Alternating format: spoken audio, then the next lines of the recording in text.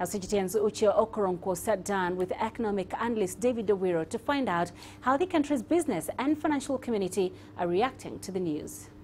It gets serious when a country cannot be able to repay its debts. I mean, the level of debt, there are countries which have gone even 170% of their GDP in debt. And so the issue comes down to, can you repay back that debt? Of course, if you look at the composition of the debt, that's also a big problem, because we are seeing more and more actually domestic debt being equal or higher than foreign debt. When it comes to foreign debt, we are seeing more and more commercially denominated debt as opposed to perhaps negotiated or below market interest rate debts. And so that is a major concern, given that most of this debt is going into infrastructure projects or investments which take a long time for the rate of return to begin coming back or trickling in. Well, how serious are markets taking the fact that Kenya may no longer have this standby loan facility? Could this impact forecasts? A lot of things determine the growth forecast for the country. What we're hearing, of course, is that government, the incoming administration, which is the same administration as last time, is now refocusing on investing on basically four main agendas.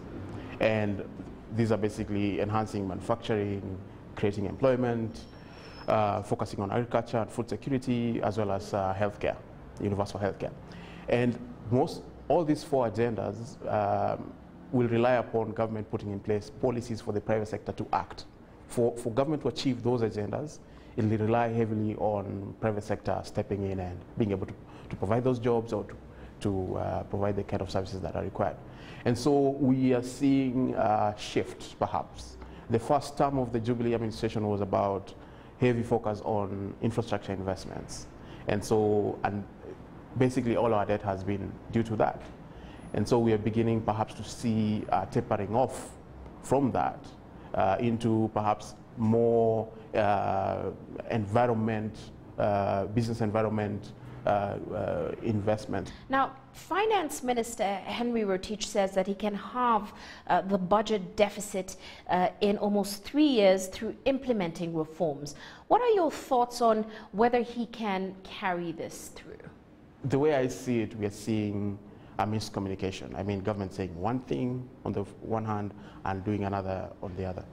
And the reason why I say this is, yes, the administration is focused on four main agenda, which are basically, the back of it is putting in place a business environment or a policy framework that enables the private sector to deliver upon these things. We know jobs will not come from government, it will come from private sector. Manufacturing investors government will not be the major investor, it'll be the private sector. Government has also,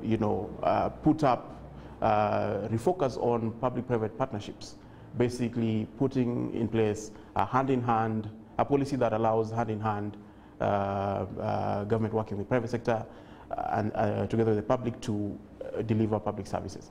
And so, for all these things, basically points towards lesser investments in things that take up big capital. And big capital basically is the key infrastructure investments and so forth.